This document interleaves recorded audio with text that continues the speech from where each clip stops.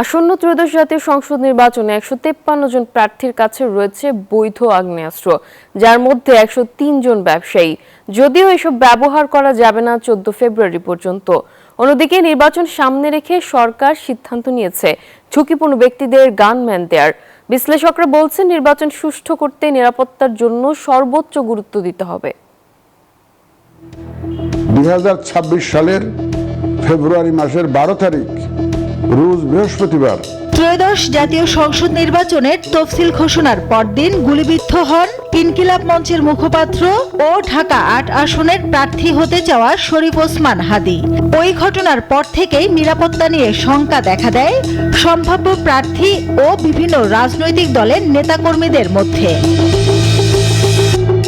এরপর স্বরাষ্ট্র মন্ত্রণালয়ের কাছে নিরাপত্তা চেয়ে আবেদন করেন বেশ কয়েকজন রাজনীতিবিদ।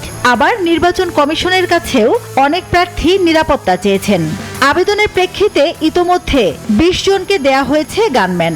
সরকারের পক্ষ থেকে প্রার্থীরা কিভাবে নিরাপত্তা নিশ্চিত করবেন সে বিষয়ে নিরাপত্তা প্রটোকল দেওয়ার কথা জানিয়েছিল প্রধান উপদেষ্টার কার্যালয়। তবে সরকারের পক্ষ থেকে নানা প্রতিশ্রুতি দিলেও মাঠ পর্যায়ে প্রার্থীদের নিরাপত্তাহীনতা রয়েই গেছে।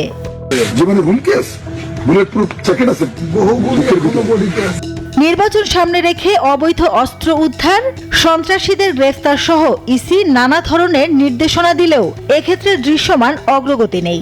অন্যদিকে অপারেশন ডেভিল হান্ট ফেজ 2 এর সবশেষ তথ্য বলছে আগ্নেয়াস্ত্র উদ্ধার হয়েছে মাত্র 156টি। নির্বাচনের সময় অবৈধ অস্ত্রের পাশাপাশি বৈধ অস্ত্রের অপব্যবহার ঠেকানোর চ্যালেঞ্জ রয়েছে। যাচাই বাছাই শেষে মনোনয়নপত্র বৈধ ঘোষণা করা হয়েছে 1182 জনের, যাদের মধ্যে অন্তত 153 জন প্রার্থীর বৈধ আগ্নেয়াস্ত্র রয়েছে বলে জানা গেছে।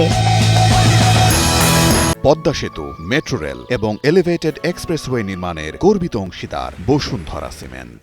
ইসি বলছে, নির্বাচনের আগেই লাইসেন্স থাকা আগ্নেয়াস্ত্র জমা দিতে স্বরাষ্ট্র মন্ত্রণালয় পরিপত্র জারি করবে। রাজনৈতিক বিশ্লেষকরা বলছেন, বর্তমান আইন শৃঙ্খলা পরিস্থিতি বিবেচনায় ভোটের সময় সরকার কতজন প্রার্থীকে নিরাপত্তা দিতে পারবে সে প্রশ্ন থেকেই যাচ্ছে। সরকার আর এজেন্সি সব মিলেই রাষ্ট্র, সুতরাং রাষ্ট্র নিরাপত্তা দেয় তার কাঠামোর মাধ্যমে। এখন এই কাঠামোগুলো যদি সমন্বয় না হয়, এই কাঠামোগুলো যদি সিরিয়াস না থাকে, এই কাঠামোগুলো যদি লিডারশিপের অভাব থাকে, তাহলে আমরা অনেক সময় চ্যালেঞ্জে পড়ে যাই, ক্রাইসিসে পড়ে যাই। এমন পরিস্থিতিতে প্রার্থীদের গানম্যানের চেয়ে পুরো রাষ্ট্র কাঠামোকে নিরাপদ করা জরুরি বলছেন বিশ্লেষকরা। ভোট সংক্রান্ত সমীকরণের যে প্রেক্ষাপটে যেভাবেই কেউ টার্গেট কিলিং অথবা হত্যার শিকার হোক, এটাকে রাজনৈতিক দল কিংবা নির্বাচন কমিশনের কারোই বিচ্ছিন্ন ঘটনা হিসাবে দেখার সুযোগটা নেই। তাই প্রকৃত ঝুঁকি যথাযথভাবে মূল্যায়ন করে প্রার্থীদের নিরাপত্তা নিশ্চিত করার তাগিদ দিয়েছেন বিশ্লেষকরা। মাসুদা লাবনী, নিউজ 24, ঢাকা।